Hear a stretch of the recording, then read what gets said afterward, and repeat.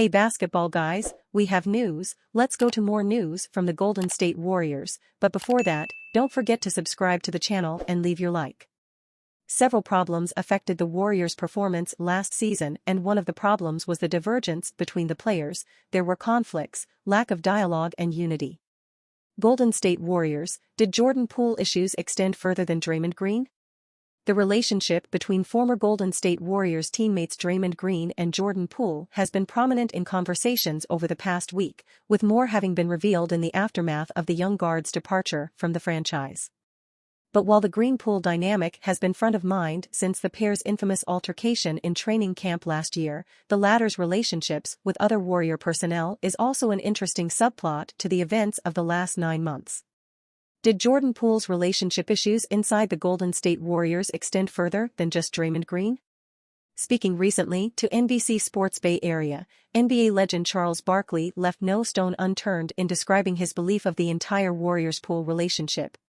They hated Jordan Poole. They really hated Jordan Poole. That's the number one thing I said to myself, they really hated Jordan Poole. This is going to be a chance for him to reset. He had a tough year. He was peaks and valleys, so he needed a fresh start. I hope it works out for him. While Barkley may have been excessive with his use of the word hate, there were clear signs that some of Poole's other key relationships were starting to become strained towards the latter end of his time in the Bay.